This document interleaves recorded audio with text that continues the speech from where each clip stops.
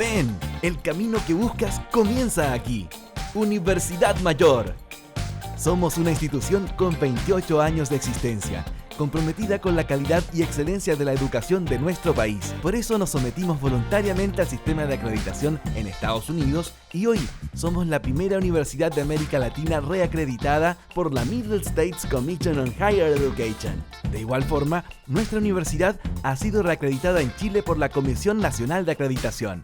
Contamos con 3 facultades y 34 carreras en 9 campus en Santiago y 1 en Temuco. Ven a vivir la experiencia mayor. Tenemos todo lo que necesitas: conocimiento, tecnología, deporte, cultura y entretención. Todo lo que buscas para que disfrutes la carrera de tu vida. Universidad Mayor, para espíritus emprendedores.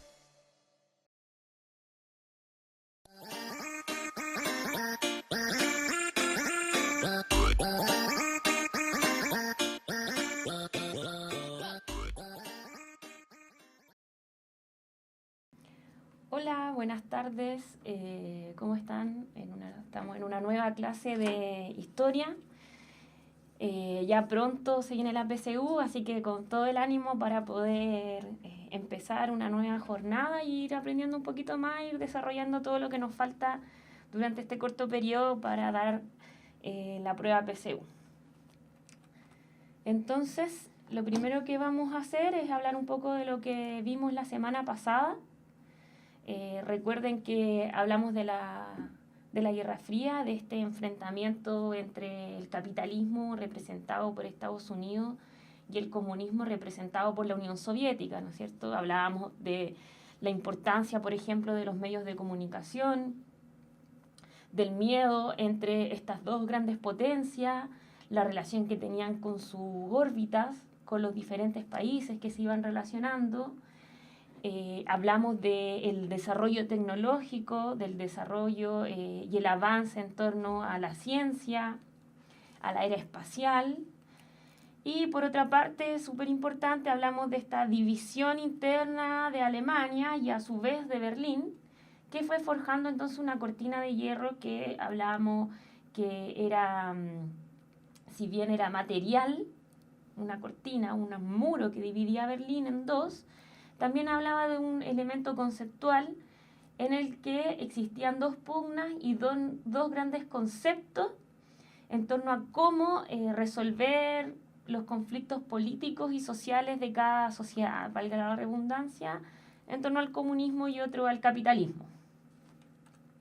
Ahora, hoy día vamos a pasar de nuevo con el mundo en la segunda mitad del siglo XX, la Guerra Fría, pero la segunda parte, donde vamos a problematizar un poco más en torno a lo que ya no es Europa, sino que es lo que se ha denominado el tercer mundo. Les recuerdo que la semana pasada yo hablé un poco de cómo se entiende que esta Guerra Fría, si bien no es una guerra directa entre los países europeos, sí va a constituir un enfrentamiento constante y guerras en el tercer mundo, en América Latina, África y Asia. Entonces el objetivo de esta clase es identificar los nuevos actores en el escenario mundial en las dinámicas de la Guerra Fría, como los procesos de descolonización, desarrollo de movimientos revolucionarios en América Latina, los periodos de distensión, las guerras de Medio Oriente y la crisis del petróleo. ¿Ok?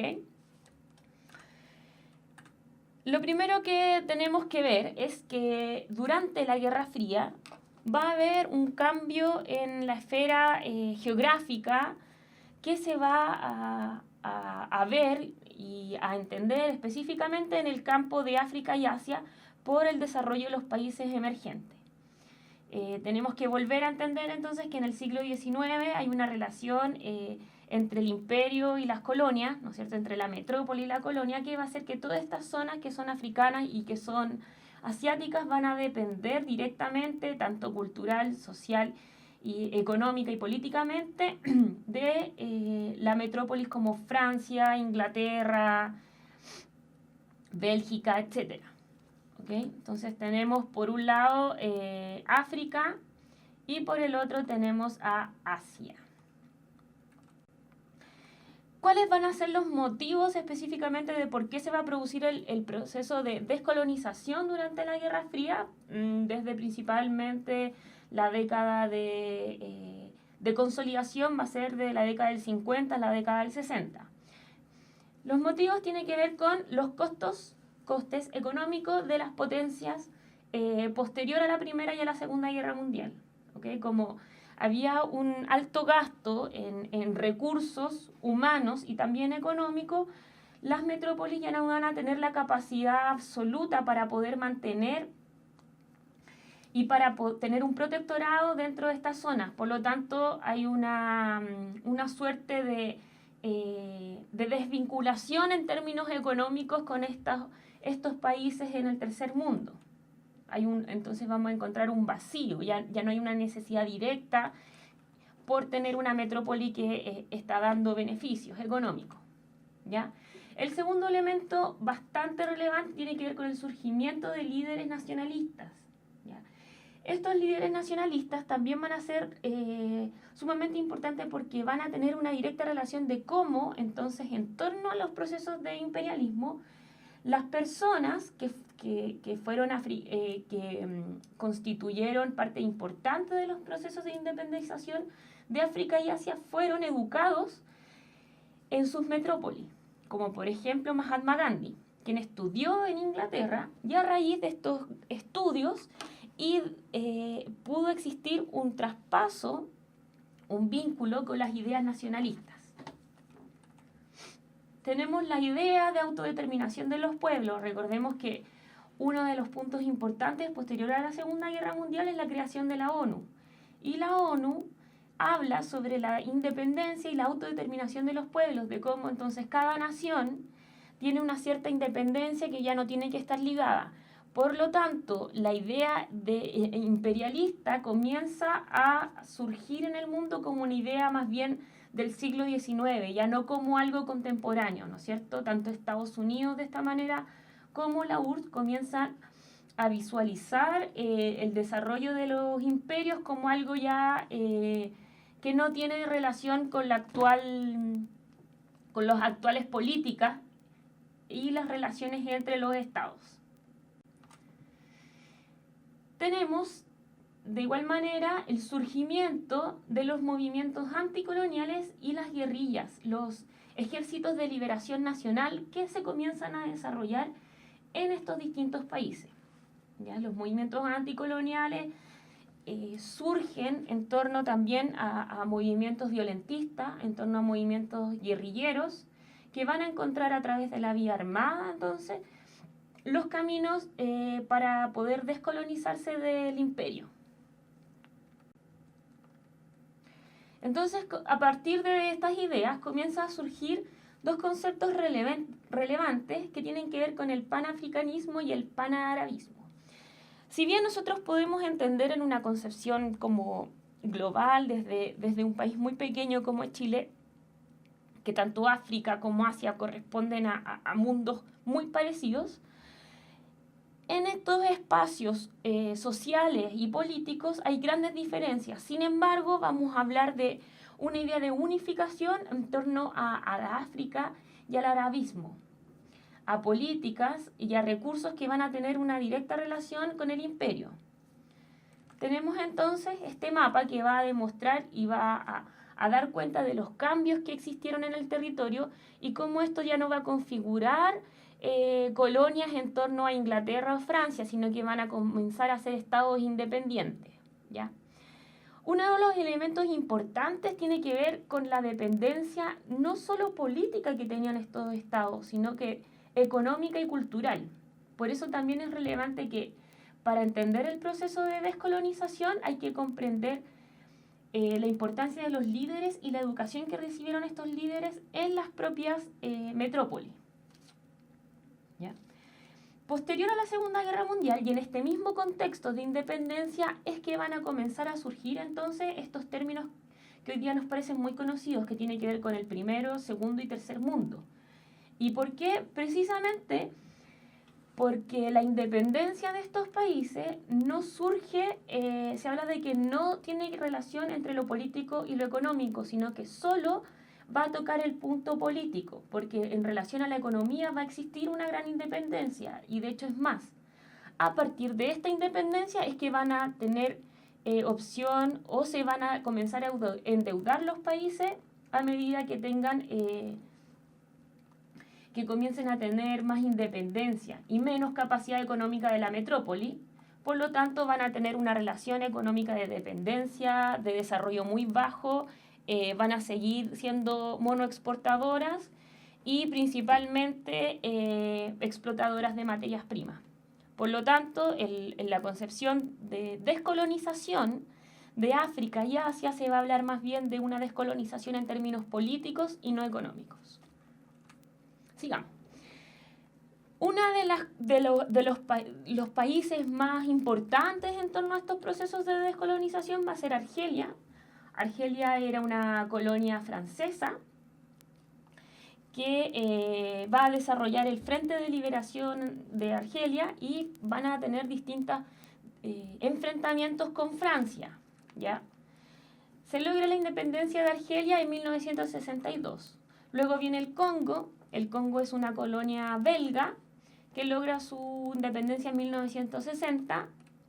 Otro de las naciones importantes, Indochina, que Indochina finalmente termina por dividirse en 3 naciones, o sea, en 3 estados, Camboya, Laos y Vietnam, y posterior a Vietnam tenemos lo que fue la guerra vietnamita, ¿no es cierto?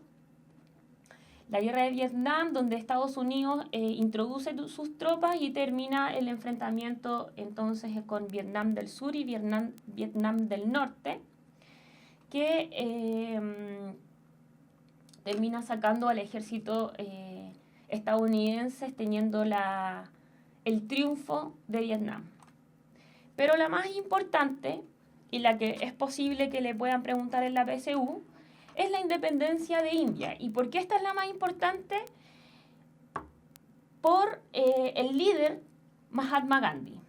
Mahatma Gandhi comienza desde la Primera Guerra Mundial, ya comienza a vincularse con los procesos de independencia y con las luchas internas de independencia. Sin embargo, él, a diferencia de lo que pudimos ver en Argelia, por ejemplo, o el Congo, va a tener una idea de la idea de descolonización no violenta, ¿no es cierto? Y este concepto de la no violencia va a ir relacionado con el concepto de la desobediencia civil. Eso quiere decir que la descolonización, la presión que se le ejerce a la metrópoli, no va a estar dada o no va a estar necesariamente relacionada con un ejército y con una guerrilla, sino más bien va a estar relacionada con la creación de la desobediencia civil, ¿ya? Y el ejercicio no violento. Finalmente conocemos que Mahatma Gandhi fue asesinado en 1948. Ahora bien, tenemos que entender la complejidad de todos estos procesos de descolonización, ya que no solo tenemos una colonia peleando o de alguna manera defendiéndose frente a la metrópoli, sino que también hay conflictos internos, culturales y religiosos que tienen que ver con los diferentes procesos que vive cada colonia. De esta manera yo les puse acá atrás, entonces, que van a haber diferentes conflictos y la India, a su vez, va a quedar dividida en 2 mundos. Va a ser un mundo hindú, que es una cultura religiosa hindú, que no se practica en toda la India, sino más bien en la mayoría de la India. Y el lado que va a ser Pakistán, que va a ser terminar siendo musulmán, ¿no es cierto? Posteriormente tenemos la importancia del conflicto palestino-israelí, que muchas veces hasta el día de hoy sigue apareciendo en las noticias, en los conflictos que nosotros vemos, las guerras, las bombas, etc. ¿Y cómo comienza este conflicto israelí? Bueno, comienza cuando la ONU, en los análisis políticos y sociales que realiza posterior a la Segunda Guerra Mundial, busca una solución para darle un territorio en torno a las ideas de sionismo que tenían los judíos, para darle un territorio. Y este territorio se relaciona íntimamente con la concepción religiosa que tiene el pueblo israelí. Por lo tanto, la ONU decide realizar una partición en Palestina, una Palestina judía y una Palestina árabe. ¿Ok? no me funciona el chat. No sé si mejor pongan sus preguntas en Google abajo, o si no desde arriba me pueden ayudar, ya que no me está funcionando el chat. Solo funciona el chat para colocación de las preguntas. Bueno, sigamos. Este conflicto, el conflicto de Palestina, bueno, mencioné que entonces la ONU va a partir Palestina en dos y va a introducir un Estado que es el Estado de Israel. Pero este Estado de Israel va a finalmente a producir, que es en 1948, va a ser rechazado por los Estados árabes y va a desarrollar todo un éxodo palestino. ¿Eso qué quiere decir? Que a través de la instauración de este Estado van a comenzar a desplazar a todos los palestinos, ¿ya? Principalmente esto tiene que ver con conflictos religiosos y políticos, chiquillos. Tenemos que está el centro, o sea, tenemos el centro de la religión en este lugar, y desde ahí entonces van a ser tanto los judíos como los árabes quienes van a demandar este espacio como un espacio sagrado. A partir de este conflicto entonces tenemos diferentes guerras, como la Guerra de los 7 días o la Intifada, ¿ya? Tanto Israel como Palestina comienzan a armarse y a profundizar sus conflictos en torno a las armas. Como ya lo mencioné, hasta el día de hoy estos conflictos tienen un desarrollo importante y que hasta el día de hoy no se han logrado resolver al 100%. De hecho, muchas veces se le pide a la ONU que intervenga, ya que fue la propia ONU la que propuso partir a Palestina en 2 estados. Chiquillos, pueden poner sus preguntas abajo o comentarios, por favor, para que nos vayamos, como si quieren que vaya más lento o si quieren que profundice en algún tema. Acá yo les voy a mostrar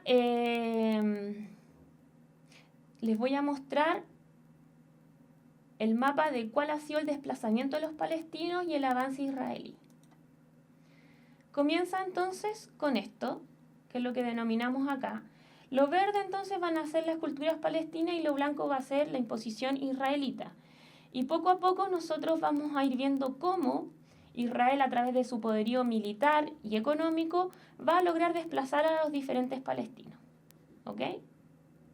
Este es el desarrollo que existió entonces desde 1946 hacia el año 2000.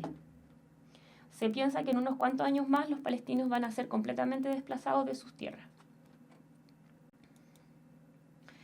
Otro de los elementos fundamentales que ocurren dentro del contexto de Guerra Fría, recuerden que estamos todos hablando en un contexto de Guerra Fría, pero ya nos fuimos de Europa y estamos hablando de África, Asia y América Latina, es la crisis del petróleo que nace a partir del conflicto israelita-palestino.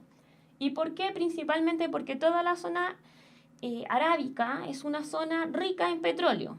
Entonces, una de las razones fundamentales es que el petróleo va a constituir lo que se llama el oro negro, ¿no es cierto? Que es el oro que va a ser una de las riquezas fundamentales para el desarrollo económico, de todo el mundo, ¿ya? El petróleo hoy día es la riqueza mundial y es un recurso no renovable, por lo tanto, la guerra y el poderío económico que se genera a partir del petróleo va a ser fundamental para decidir entonces quiénes van a ser las naciones imponentes y de desarrollo industrial, ¿no es cierto?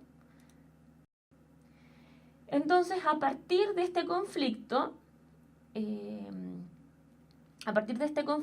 y teniendo el poderío del petróleo, comienza una organización de países exportadores de petróleo que se va a denominar la OPEP. Tanto Irak, Irán comienzan a estar en esta organización que va a decidir aumentar el precio del petróleo. ¿Y por qué decide aumentar el precio del petróleo? En respuesta a todos los países que habían ayudado a Israel a constituirse y ayudar a los desplazamientos palestinos. Entonces, como una suerte, por así decirlo, de castigo hacia los demás países que ayudaron, colaboraron o aceptaron la instauración de Israel en tierra palestina, comienzan a subir los precios. Estos precios comienzan a subir, hay muy poca oferta, mucha demanda, por lo tanto va a crecer la inflación. Los países no van a tener acceso a petróleo. Si los países no tienen acceso a petróleo, la economía baja, decae y no se genera circulante, lo que finalmente termina aumentando la pobreza en las diferentes naciones. Y nos trasladamos rápidamente porque tenemos que responder a varios elementos en esta sesión. Nos pasamos a América Latina con los diferentes conflictos que hay en algunos países. Es importante recordarles, chicos, que yo les voy a hablar de 3 elementos importantes que tienen que ser la Revolución Cubana, la Revolución Mexicana y el peronismo en Argentina. Ahora, cada uno de ellos constituye por sí mismo una suerte de curso de investigación propia. Son larguísimos. De hecho, yo diría que la Revolución Mexicana es uno de los elementos, de los hitos y del desarrollo histórico más complejos que puede existir en América Latina, pero intentamos dar unas ciertas líneas transversales para que puedan conocer cuáles fueron los procesos importantes en América Latina en el periodo de Guerra Fría, ¿ya? Entonces, como habíamos mencionado la semana pasada, la Revolución Cubana va a ser trascendental en el contexto de bipolaridad del mundo. Si bien la Revolución Cubana no nace como una revolución comunista, ya que nace a partir de las diferencias sociales y económicas del propio país, en el contexto de una dictadura de Fulgencio Batista, el campesinado que trabaja principalmente en la caña de azúcar, va a generar y va a facilitar el proceso de revolución y revolución en torno a la vía armada, ¿ok? Entonces tenemos en este contexto de revolución cubana la importancia de un contexto especial que no solo tiene que ver con una idea de comunismo, sino que tiene que ver con una dictadura y con un desarrollo menor en torno a la economía y a las diferencias sociales. O sea, desarrollo menor a la igualdad social, entonces. La importancia de un líder como Fidel Castro, quien lleva a cabo la revolución, una revolución exitosa en términos de que es una revolución por la vía armada. Tenemos, a su vez, en la Revolución Mexicana, que comienza en 1910, también en un contexto de desarrollo mínimo del país, de aumento de desigualdades, campesinado y población indígena como elementos fundamentales a considerar en torno a estas desigualdades, la dictadura de Porfirio Díaz, y comienzan a surgir diferentes líderes que en manera que va pasando el tiempo van a surgir y van a tomar el poder en diferentes momentos, como es Zapata, Villa y Madero, ¿ok? Y por último tenemos lo que se va a denominar el peronismo argentino, ¿ya? El peronismo argentino está dentro de un contexto que se llama populismo latinoamericano. El populismo latinoamericano tiene que ver con ciertos aspectos que desarrollan algunos países, que el más conocido entonces es Argentina en esta figura que es Perón. ¿Perón qué va a decir? Perón se va a parar entonces frente a Argentina y va a decir, ok, yo no constituyo ni izquierda ni derecha, yo lo que constituyo un partido único, un partido justicialista, entonces que aboga por el bien de las masas, ¿ya? Por eso hablamos de que la existencia de un partido único, justicialista, la neutralidad de los movimientos políticos, o sea, él se posiciona como un elemento neutral, y hay una completa dependencia entre todas las organizaciones sociales y políticas para con el gobierno peronista. Y por otra parte, entonces, lo que les había mencionado, el populismo surge como una corriente principalmente latinoamericana, donde Perón tiene gran importancia junto entonces, como lo hemos conocido, a su esposa Eva Perón, ¿ya? El peronismo es tan relevante en Argentina que hasta el día de hoy ciertos candidatos a la presidencia se denominan peronistas. Para los que han tenido la suerte de visitar Argentina, Perón, la figura de Perón sigue siendo tan importante que constituye elementos trascendentales en torno a los discursos y también lo podemos ver en las diferentes fotografías en Argentina. Ahora, sigamos. Lo que yo les decía era como que hasta el día de hoy candidatos entonces van a hablar de que son peronistas y es porque esta neutralidad va a ser tan explícita, por así decirlo, que van a haber peronistas de derecha, pero también van a haber peronistas de izquierda, ¿ok? Sobre todo también en la dictadura argentina o anterior a la dictadura argentina vamos a encontrar estas mixturas entre la izquierda y la derecha, pero que ambos van a ser peronistas. Pero ¿qué tienen estos tres elementos en común entre la Revolución Cubana, la Revolución Mexicana y el desarrollo del populismo, principalmente en Argentina, con el peronismo? Primero que todo, tiene que ver con la dependencia económica y el subdesarrollo que vive la región de Latinoamérica, ¿okay? Siempre la dependencia económica en este contexto de la colonialidad, de la subyugación, no solo económica, que es súper relevante, sino que también cultural, ¿no es cierto? Hay una identificación cultural entonces con las grandes colonias, con Europa, con Estados Unidos, pero se neutraliza toda la diversidad latinoamericana, como la importancia del campesinado, por ejemplo, o la importancia de los pueblos indígenas tan relevantes en esta zona. Y la condición de subdesarrollo. Y esta condición de subdesarrollo, chiquillos, ustedes siempre la tienen que relacionar con las características monoexportadoras y desarrollo principalmente de materias primas. ¿Okay? Si nosotros fuésemos países desarrollados, tendríamos mayor desarrollo de la industria y no de materias primas. Luego hablamos, como les mencioné, la importancia entonces del campesinado como un actor relevante. En la Revolución Cubana, por ejemplo, sin los campesinos, sin el apoyo de los campesinos, Fidel o el Che Guevara no hubiesen podido llegar a concluir la Revolución Cubana. El surgimiento de los líderes carismáticos, yo les puse porque va a ser una de las características fundamentales para hablar del populismo en América Latina, ¿ya? Estos líderes van a tener que ver con la relación entre la región.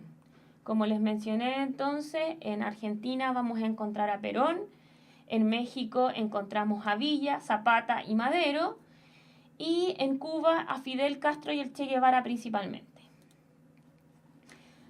A su vez, esta lectura y esta necesidad de la independencia económica surge en paralelo con una identidad nacional y una identidad latinoamericana que se va a desarrollar por lo que les mencioné anteriormente, por la lectura del campesinado, la lectura de la sociedad indígena, de un desarrollo en común, etc. Y posteriormente, para finalizar esta gran clase que se redujo mucho, pero que pasaron muchas cosas, tiene que ver con el término de la Guerra Fría, que va a constituir un hito importante, entonces, el fin y la destrucción de la muralla china. O sea, perdón, de Berlín, la muralla de Berlín, el muro de Berlín. ¿Cómo nace esto? Uno de los primeros elementos que ya podemos ir viendo que es la caída de la Guerra Fría, tiene que ver con un cambio político estratégico que desarrolla la URSS. Con Mikhail Gorbachev, entonces se va a desarrollar las diferentes políticas que se van a llamar perestroika y glasnost, que es reestructuración y transparencia. La reestructuración tiene que ver, las dos, en verdad, tienen que ver con una apertura. La perestroika con una apertura económica, ya no el desarrollo cerrado de la economía cerrada, tan característica de los países comunistas. Y la glasnost tiene que ver con una apertura en torno a la información, ¿ya? La transparencia en información y la apertura de diferentes elementos que quieran introducirse en el país. Lo que a su vez va a aportar para que este país esté en cambio y esté ya abierto a lo que va a ser la predominancia entonces del capitalismo. Como les mencioné, ahora sí les digo, es la caída del muro de Berlín. En 1989 entonces, millones de personas fueron al muro de Berlín, lo destruyeron y por primera vez en mucho tiempo muchas familias pudieron juntarse. La semana pasada una niña por el chat me preguntaba si era verdad que se separaron familias. Y la verdad es que sí, el muro de Berlín constituye algo tan raro que es como si acá en la Alameda, por ejemplo, pusieran un muro y la gente que vive en la Florida no pudiera ir a ver a la gente que vive en Maipú o que vive en Recoleta. Por lo tanto, la desolación, la distancia se termina conjugando en la caída del muro de Berlín, que es la propia sociedad quien decide y que termina esta caída. ¿Cómo termina esta Guerra Fría? Termina principalmente con el predominio del capitalismo, que hoy en día es el neoliberalismo, y Estados Unidos como una de las grandes potencias que va a liderar esta economía. ¿Ok?